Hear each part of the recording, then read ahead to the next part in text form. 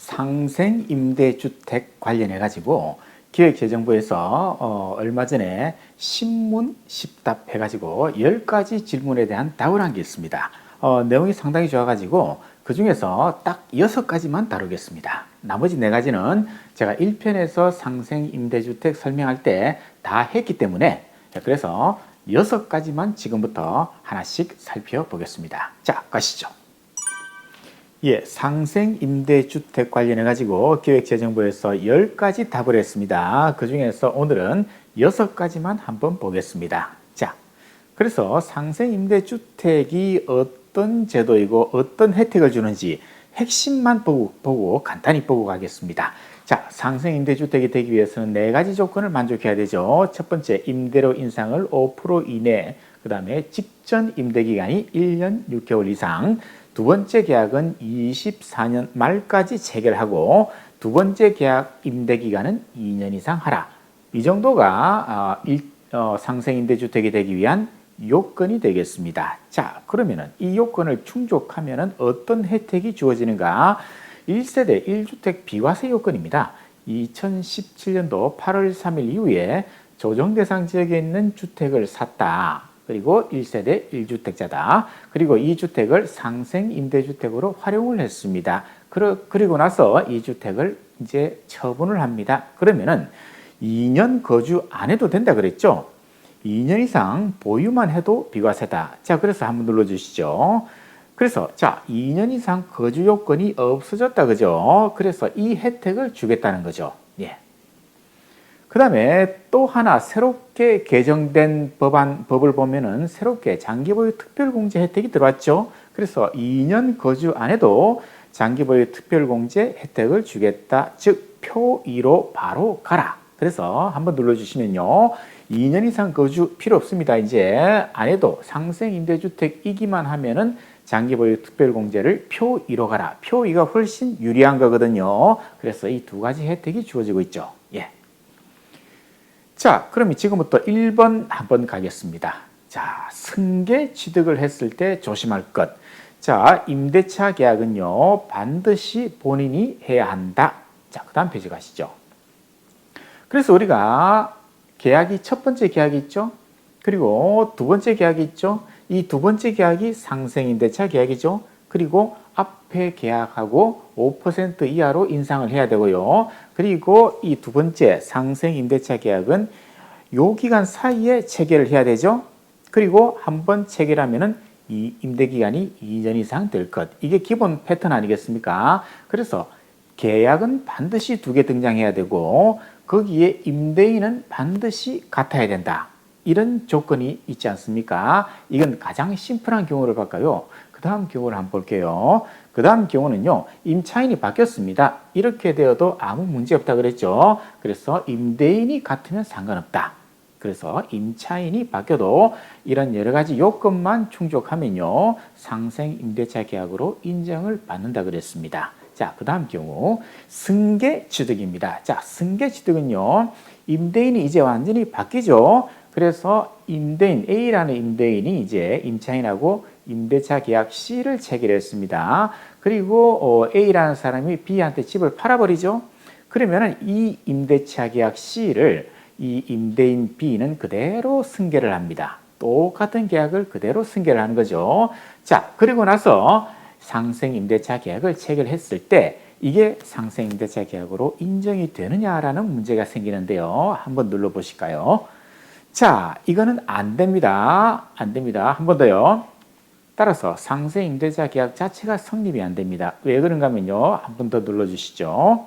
그렇죠. 모든 계약은 반드시 본인이 해야 됩니다. 따라서 이 계약은 임대인 A가 계약을 했기 때문에 임대인 B는 이 계약하고 아무런 관계가 없습니다. 따라서 승계한 이 계약은 이제 아무것도 없는 겁니다. 예, 계약 자체가 없다고 보고요.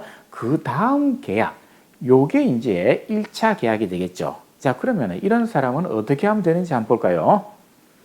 그렇죠. 2 계약 모두 반드시 본인이 하라. 이 기본 요건을 충족하라는 겁니다. 그러면 이 사람은 이제 어떻게 해야 되는지 한번 보겠습니다. 자, 마찬가지로 아까하고 똑같은 사례입니다. 따라서 요 승계 계약은 이제 아무것도 아니죠? 한번 눌러보세요. 자, 이 계약은 아무것도 아닙니다. 그러면 한 번 더 눌러보세요. 그렇죠. 요 계약이, 이 승계한 계약이 이제 만료가 돼가지고 이 임차인하고 새롭게 계약을 하겠죠. 이게 첫 번째 계약입니다. 그리고 이게 또 만료가 되면은 두 번째 계약을 체결하겠죠. 자, 그렇죠. 이게 두 번째 계약이고 이게 상생 임대차 계약입니다. 따라서 요 계약 1차 계약에서 1년 6개월 이상 임대를 해야 되고요. 상생 임대차 계약은 요거는 24년도 말까지 계약을 해야 되죠. 따라서 이 두 가지 요건을 전부 다 충족을 해야 되기 때문에 자, 뭡니까? 그래서 머나먼 여정이라는 겁니다. 승계 취득을 했을 때는 요 계약은 없는 거기 때문에 한 번 계약을 또 체결해야 되고 그리고 또 한 번 더 해야 되고 이 두 가지 과정을 다 거쳐야 되기 때문에 아주 머나먼 여정이고 날짜를 정확하게 맞춰야 상생 임대차 혜택을 받을 수가 있다는 거죠. 예. 자, 두 번째 케이스는요. 임차인을 못 구해서 머리가 아프다. 이 경우입니다. 자, 임대차 계약이 공백이 생겼다. 이때는 어떻게 될지 한번 보겠습니다. 자, 마찬가지로 임대인과 임차인이 같은 경우, 임차인이 바뀌었죠. 자, 임차인이 바뀌었습니다. 상관없다 그랬죠. 그런데 요 임차인이 나갔습니다. 이게 첫 번째 계약이죠. 그런데 이 빨간 임차인이 들어오기까지 상당히 시간이 많이 걸렸습니다. 즉 공백이 생겼어요. 그리고 나서 임차인을 구해가지고 그 외에는 전부 다 요건을 충족했습니다. 자, 이럴 때는 어떻게 되는지 자 눌러주시죠. 말할 것도 없습니다. 당연히 임차인을 못 구하면 어떻게 되냐 이 문제인데 자,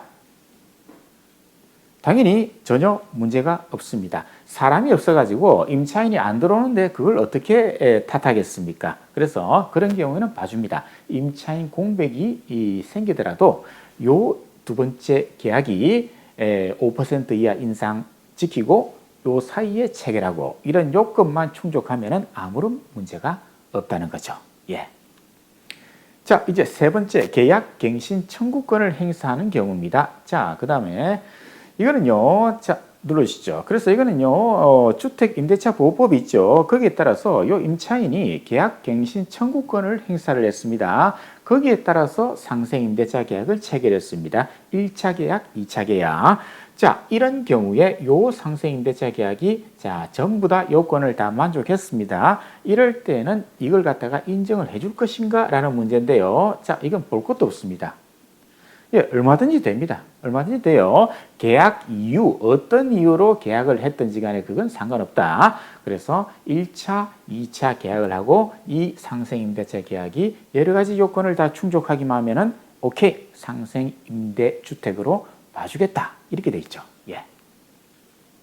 자, 네 번째, 등록임대주택사업자입니다. 요거는요, 지방자치단체에 임대사업자 등록하는 거 있지 않습니까? 그걸 말합니다. 자, 이런 경우를 한번 보겠습니다. 자, 이것도 마찬가지입니다. 자, 첫 번째 계약, 두 번째 계약인데요. 자, 요게 지금 현재 등록임대주택사업자입니다. 요 임대인이. 그래서 이 사람이 상생임대차 계약을 체결했습니다. 모든 조건을 다 만족했습니다. 이때도 인정을 해줄 것인가? 임대주택 사업자한테도 이런 혜택을 줄 것인가 하는 문제인데요. 자, 눌러보시죠. 자, 당연히 됩니다. 왜 되는가 하면요. 자, 두 가지 이유를 볼 수 있습니다. 첫 번째, 인상률 5% 이내. 자, 등록임대주택 사업자는요, 원래 인상률을 5% 이내로 하는 그런 조건이 있습니다. 그래서 원래 지키고 있는 사람이죠. 그리고 한 번 더요. 그리고 이게 굉장히 크죠. 의무 임대 기간이 무려 10년으로 늘어나지 않습니까? 따라서 이렇게 어려운 조건을 다 만족시키고 있는 사람이기 때문에 이 사람들한테도 혜택을 안 줄 이유가 전혀 없다는 거죠. 그래서 이렇게 등록 임대주택 사업자도 당연히 혜택을 받을 수가 있다. 예. 그리고 네 번째, 자, 다가구 주택은 어떻게 되는가 하는 겁니다. 자, 그 많은 임차인과 일일이 다 계약을 해야 되는가? 이런 문제가 생기겠죠. 자, 그런데 요거는요, 다가구 주택, 여기서 말하는 다가구 주택은요, 자, 집 한 채가 있으면요, 19세대 이하, 19세대 이하인 다가구 주택을 말합니다. 따라서 요 조건을 일단 만족해야 되고요. 자, 경우를 한번 보겠습니다. 첫 번째, 여기 총 15개로 이제 나누어져 있어요. 그 중에서 요 빨간색 칠한 요 집, 요 룸을 갖다가, 요 방이겠죠. 이걸 갖다가 이제 처분을 합니다. 자, 눌러주시죠. 그렇죠. 이것만 뚝 떼가지고 이 한 개만 처분을 합니다. 이때는 그러면은 이 상생임대차 계약을 전부 다 체결해야 되느냐라는 문제가 생기겠죠. 자, 눌러주시죠. 자, 이때는 호별로 계약하면 됩니다. 요 하나만 계약을 하면 돼요. 자, 그러면은 어떻게 됩니까? 아주 좋은 거죠? 그런데 이건 왜 그렇습니까? 그렇죠. 이렇게 나누어서 호별로 매매를 했을 때는 요 호별 하나하나를 1주택으로 보기 때문에 그렇습니다. 그래서 요 하나만 팔겠다. 그러면은 요 하나에 대해서만 이제 상생 임대차 계약을 체결하면 되겠습니다. 자, 그런데 문제는 두 번째 경우 눌러주시죠. 통으로 이 전체를 다 매각을 하는 경우입니다. 이때는 어떻게 됩니까? 그렇죠. 이 모든 임차인, 그러니까 15개, 15명하고 전부 다 상생임대차 계약을 체결을 해야 됩니다. 이건 왜 그렇습니까? 그렇죠. 이 하나를 갖다가 통으로, 다가구 주택 하나를 통으로 1주택으로 판정을 하기 때문에 그 구성 요소들하고 전부 다 계약을 체결하라. 이렇게 되어 있는 거죠. 예, 이렇게 해서 다가구 주택은 이렇게 구분을 하고 있습니다. 자, 다섯 번째입니다. 임대기간은 어떻게 판정할까 하는 문제인데요. 여기서 말하는 임대기간은 두 가지 경우가 있죠. 첫 번째 계약, 그리고 두 번째 계약. 첫 번째 계약은요, 무조건 1년 6개월 이상 임대를 해야 되죠. 두 번째, 상생임대차 계약을 체결하면 무조건 2년 이상 임대를 해야 되죠. 따라서 1년 6개월, 2년이라고 하는 임대기간이 반드시 생깁니다. 그럼 이 기간은 어떻게 판정을 할까? 이 문제입니다. 자, 다음 페이지요. 자, 이 경우는요, 우리가 계약서를 체결하겠죠? 그럼 계약서 상에 언제부터 언제까지를 임대 기간으로 한다. 이런 그런 조항이 명시되어 있죠? 자, 그런데 이거는 아무 의미가 없습니다. 이건 어디까지나 형식적인 거기 때문에 이건 보지 않습니다. 그럼 뭘 보는데요? 그렇죠. 실제로 임대한 기간이 중요하다는 겁니다. 그래서 한 번 더. 어찌 되건 말았건 실제로 임대한 기간을 판정하겠다 이 말입니다. 자, 그럼 예를 한번 들어보겠습니다. 자, 첫 번째 계약서 상으로는 첫 번째 계약입니다. 1년 6개월 이상 임대해야 되죠. 자, 계약서 상으로는 2년 계약을 체결했습니다. 그런데 실제로는 1년밖에 임대를 안 했어요. 자, 그러면 이거는 당연히 인정이 안 되겠죠. 그런데 계약서는 1년인데 실제로는요 2년을 거주한 경우가 있겠죠. 자, 한번 눌러주시죠. 한 번 더. 그런 경우에는 어떻게 됩니까? 예, 인정이 됩니다. 왜? 실제 보겠다. 실제 기간을 본다 그랬잖아요. 그래서 한 번 더요.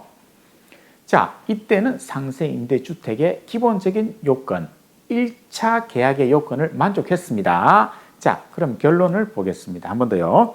그렇죠. 실제 계약서는 필요 없다. 실제로 임대 기간이 중요하다는 거. 예. 그다음 두 번째 케이스를 보겠습니다. 요 경우죠. 1차 계약, 2차 계약. 2차 계약을 체결하면은 요 계약은 2년 이상 임대를 해야 되죠. 그런데 계약서 상으로는요. 2년이 되어 있는데 실제로는 1년밖에 임대를 안 했다. 그럼 당연히 이거는 인정이 안 되겠죠. 자, 그런데 실제로는 2년을 임대를 했습니다. 계약서는 1년인데 실제로는 2년을 갖다가 임대를 했어요. 자, 이런 경우는 어떻게 됩니까? 자, 한 번 더. 그렇죠. 한 번 더. 자, 상생 임대주택으로 인정이 된다는 겁니다. 왜 그렇습니까? 자, 그렇죠. 계약서는 필요 없다. 실제 임대 기간을 보겠다는 거죠. 그래서 2년이 되기 때문에 상생 임대주택의 기본 요건은 충족했다 그죠? 예. 그 다음에 6번입니다. 자, 마지막이 되겠네요. 임대료 인상 5% 제한 요건이 있죠. 그럼 이걸 계산을 어떻게 할 것인가 하는 문제인데요. 여러 가지 경우가 있겠죠. 지금 전세를 놓고 있다. 즉 전세 보증금을 받고 있습니다. 그런데 이걸 월세로 돌리고 싶다. 이런 경우도 있겠죠. 지금 월세를 받고 있는데 전세로 돌리고 싶다. 자, 보증금도 받고 월세를 받고 있습니다. 즉 월세 제도를 하고 있는데요. 요 두 개를 동시에 다 인상을 하고 싶다. 여러 가지 경우가 생기겠죠. 이럴 때 전자계산기를 가지고 일일이 계산을 하려고 하면요. 이거 도무지 계산을 못 합니다. 그래서 편리한 시스템이 있습니다. 예, 그다음요. 그래서 자, 요거는요. 민간임대주택특별법 44조 4항에 어떻게 계산을 하는지 이게 규정이 되어 있습니다. 그러나 이걸 보면요. 도무지 손으로는 계산할 수 없기 때문에 인터넷 검색창에 렌트홈이라고 입력을 하십시오. 그러면은 이 화면이 뜹니다. 자, 누르시죠. 그래서 렌트홈을 검색하시고요. 자, 그 중에서 어디를 보는가 하면요. 그렇죠. 이걸 클릭하십시오. 임대료 인상률 계산이라는 요 난이 있습니다. 이걸 클릭을 하십시오. 그러면 어떤 화면이 뜨는가 하면요. 다음 페이지. 예. 이렇게 임대료 계산하는 자동 계산 시스템이 뜹니다. 그래서 변경 전, 변경 후 이렇게 뜹니다. 그래서 만약에 지금 변경 전에 보증금을 5천만 원 받고 월 임대료는 200을 받고 있더라. 그런데 나는 임대 보증금은 5천 그대로 두고 월세만 좀 올리고 싶다. 그런데 인상률을 5% 이내로 제한을 받아야 되죠. 그런데 얼마를 올리면 될까? 그렇게 해서 계산하기를 쫙 누르면요. 218천 원 정도 계산이 나오네요. 그래서 이 금액을 이제 받으면 된다. 이렇게 편리하게 계산 시스템이 있기 때문에 이걸 이용하시면 되겠습니다. 보시면요. 한국은행 기준금리가 계속 바뀌고 있어요. 그래서 이거는 지금 현재 금리를 찾아가지고 요 밑에 보시면요. 표가 있습니다. 그걸 보고 선택을 하면은 자동 계산이 되는 편리한 시스템이 있습니다. 예. 예, 이상으로 기획재정부가 발표한 신문 10답 중에서 6가지만 봤습니다. 그래서 이 정도 하면은 거의 대부분 다 다뤘다고 봅니다. 그런데 상생임대주택 제도는요, 그렇게 복잡하진 않습니다. 단순하기 때문에 요 정도만 제가 1편이 있고 이게 2편입니다. 그래서 2개 정도 보시면은 이제 어느 정도 이해가 되고 어떻게 내가 활용을 할 것인가 그런 방법이 아마 나올 겁니다. 그래서 그 활용 방법은 각자가 한번 계산을 하면서 날짜를 맞춰가면서 그렇게 계산을 하면 되겠습니다. 예, 오늘은 이 정도 하고요. 다음 시간에 또 다른 주제로 찾아뵙겠습니다.